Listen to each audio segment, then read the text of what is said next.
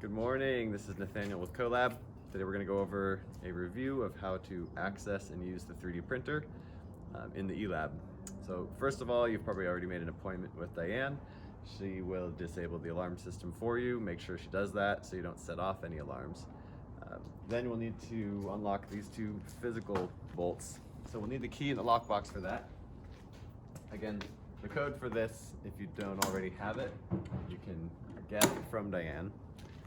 So with your key,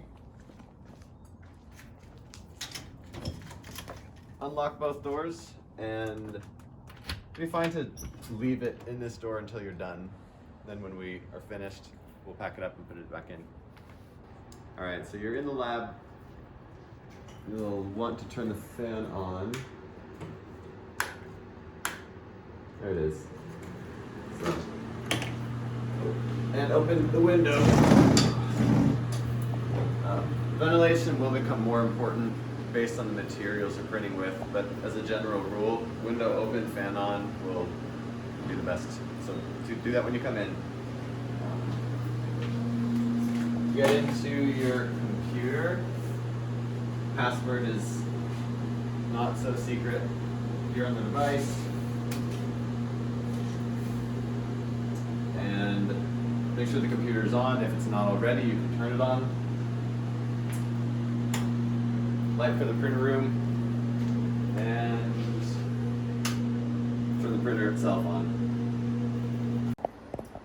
All right, so you're in the eLab, everything's running. We turned off the fan for filming, but it would normally be on and pretty loud in here. So we have a orange filament in here right now, as you can tell. There may or may not be filament in the machine when you arrive, or you might want to put a different color in.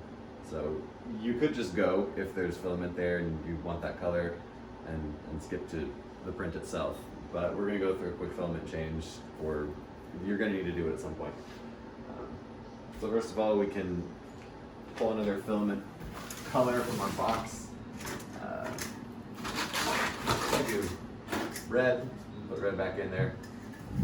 And notice that these are stored in such a way that the filament will be able to coil in on itself and tie it up in knots that would cause problems with someone's print down the line. So we'll keep them straight and store them tied up like this.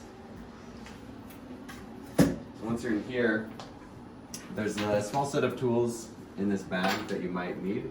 In particular, there's one Allen wrench we'll need for a filament change. So what we're going to do first, so we come over here to this menu, we hit a button, the only button. We'll go down to change filament. We'll say wait for filament change to start. In this case, the hot end's already preheated. You might need to wait for this to rise from room temperature up to 240 degrees. It's currently unloading our filament, which means this extruder right here is pushing it back up. Because we have a direct drive extruder, it won't be able to push the filament any further. So what we'll do is take our Allen wrench, and you'll know which one to use because it fits. A little screw right here. Go ahead and loosen that up and take the PTFE tubing out. Maybe a little motivation. And once we're here, should be able to pull this out. Relative ease. It'll be a little melted, that's fine. Feed this back through the tubing. Coil it back up. And try not to lose this end, so again it won't knot itself up in the spool. When you store it, again, make sure it's not going to sit loosely so it doesn't tie it. So we'll put this aside. Put our red filament in. Again, don't let it run wild. Feed this back through.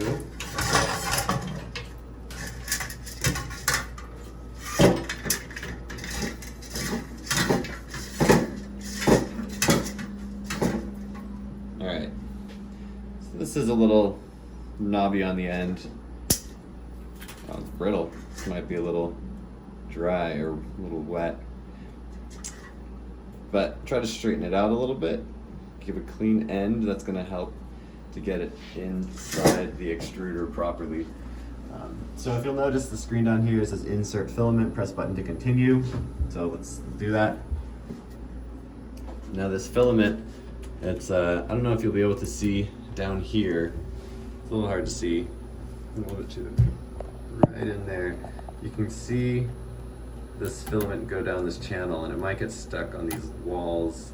So you want to get all the way down. Right, can you take that off, please? Thanks. You might need to push this back a little bit, try to work it down.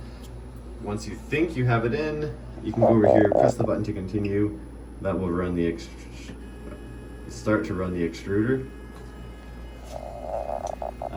Can be hard to tell if it's feeding, but like here I have my finger against it, and I can feel that it is moving down slowly. So if it's moving down slowly, we should be good. I just need to wait a moment. Meanwhile, I'm going to put this tubing back in and tighten up this bolt again.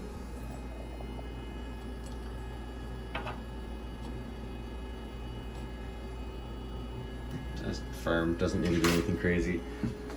If everything is working properly, we should begin to see our filament coming out the bottom. Might take a couple passes.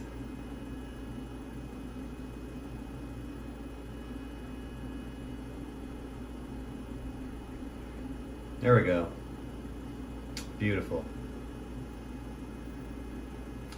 All right, our new filament is ready to go. Once it's done purging and you're happy with it, the UI over here is still going to request whether you want more filament purged or not. It might not have, last time we did this, had to fill the well up. We had to purge a few times. In this case, it just purged once, so we're going to go ahead and say end filament change. Now we'll put the printer back into default state, and we are ready to go to the computer. So our printer is loaded with filament. We should be ready to come over to the computer. Currently we have Cura Lulzbot down here. We're going to open that. If you don't see it in here, you can find it in Spotlight. Search for Cura Lulzbot, it'll be there. We're also going to want our STL file. Right now I'm using a 3D Benchy we have in our downloads folder. You might have a USB drive or something on Thingiverse.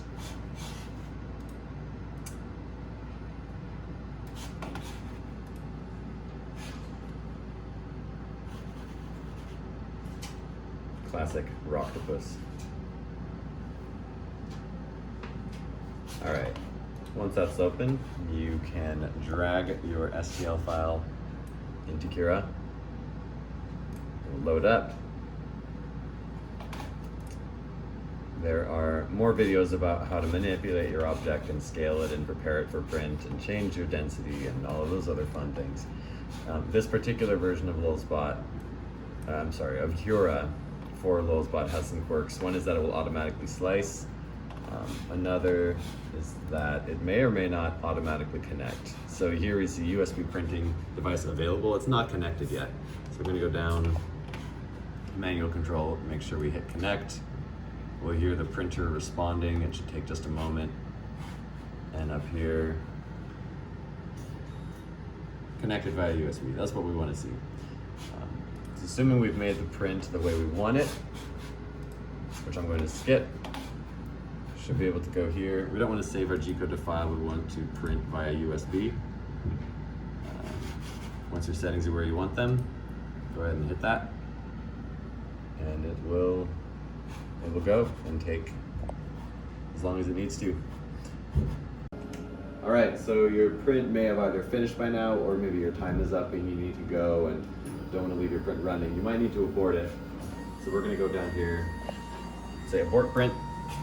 Are you really sure you want to abort the print? Yes. It might take another, 10 or 30 seconds to sort itself out. When it does, we want to, it's kind of noisy, it'll take its time. So we want to clean up. We want to clean up our desktop before we leave. We'll close Kira, close any open windows you've got. We want to take a little bit of alcohol here and give the printer bed a quick wipe down. We're going to make sure as well that your print over here is print canceled and that the temperature is either already low or dropping, meaning that it is off. We don't want to leave anything hot. We'll be turning the printer off in a moment, so that's fine. If you have a print, of course, take your print off, clean off any remaining items. There's can be some trickiness to getting these removed, but the main thing is don't scratch the printer bed when you're trying to pry your items off. Take a little bit of alcohol and wipe the bed down for the next person. It will help make their lives better, for their prints to adhere better. And when you are done with that, go ahead and turn off the printer. Turn off the lights. Oh yes, clean up, of course, because we're responsible people, we're not slobs. We're gonna put all of our tools away and all of our trash into the trash bin.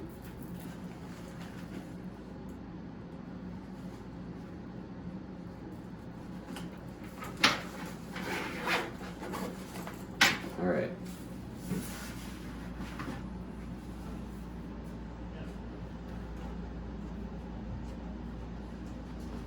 Put our alcohol back.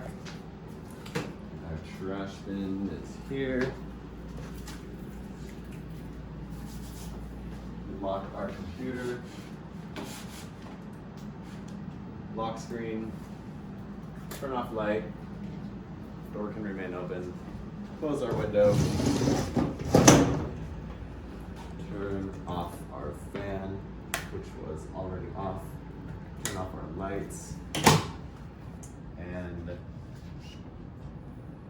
do a double pass, don't leave anything in here.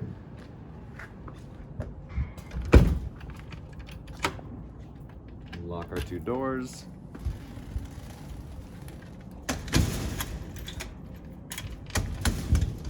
Make sure those are locked. Put your secret key in the super secret padlock door. Scramble it. And then let Diane know you're done so she can re-alarm the system.